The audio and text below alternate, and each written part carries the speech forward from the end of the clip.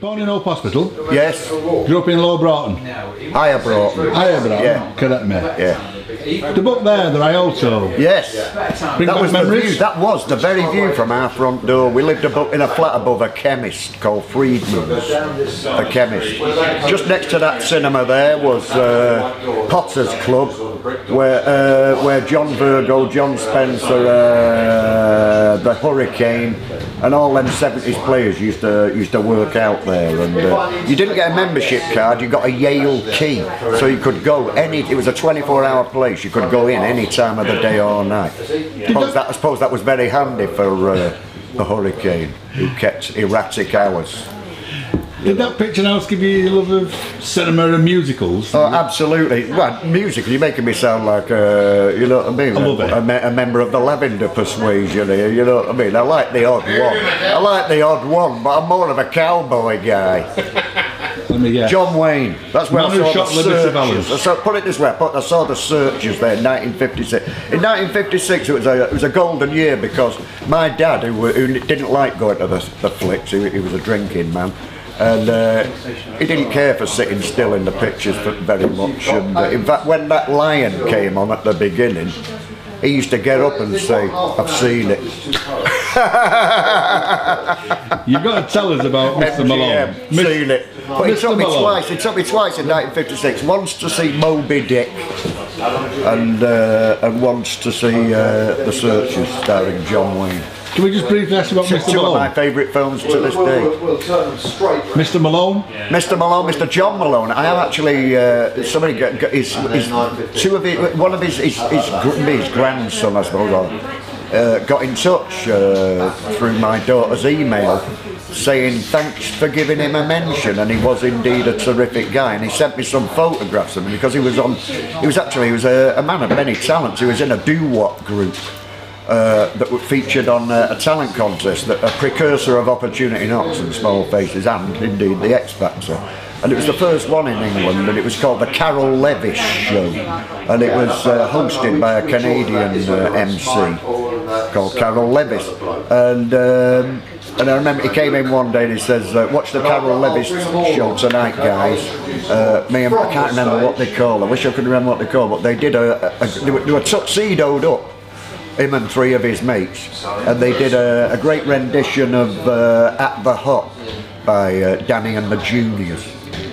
That would have been 58. That would have been just as you were being born there. But yeah, John Malone. He was a rugged outdoor type that instilled a love of romantic poetry in the whole of our class. You know, and it was only a secondary modern Catholic school. You know, it wasn't like we had a predilection for that sort of thing. But he managed to sort of instill a love of 19th century romantic poetry in all of us. You know, and we had some real art in that class. You know, they were all trainee teddy boys and you know, awful people, but he managed to keep them quiet for an hour while he... But it was all good stuff, you know, Vitae Lampada by Sir Henry Newbolt's, Charge of the Light Brigade. It was all red-blooded stuff, you know, but also the romantic side, because it was a mixed school, you know, so here's something for the ladies, you know, and then you'd get a bit of Shelley or Keats, you know, something a bit, you know, chick-friendly. Well, Beasley Street, Camp Street, I assume.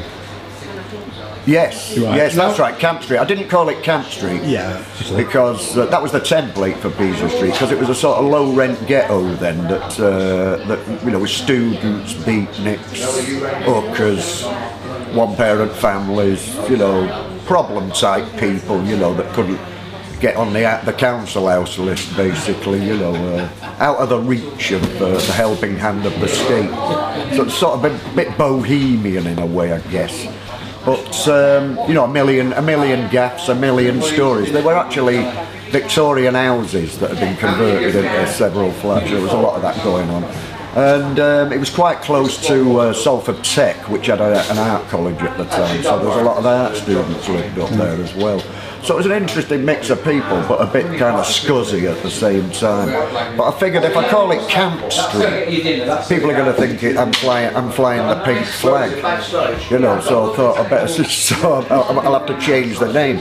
So then I thought of that. So then I thought of that 42nd Street, starring Dick Powell and Ruby Keeler, Busby Berkeley movie from the 30s, and the big production number on 42nd Street ended with the line, naughty, gaudy, sporty, 42nd Street.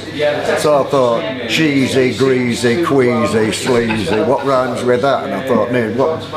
And then there was a jockey at the time called, there's a horse breeder, a trainer called Bobby Breesley. And there was also a rider called Bobby Beasley and Scobie Breesley. So I thought Breesley sounds a bit like breezy, so I thought I'll go for Beasley. Cheesy, greasy, queasy, Beasley Street, etc. And I sort of worked my way back.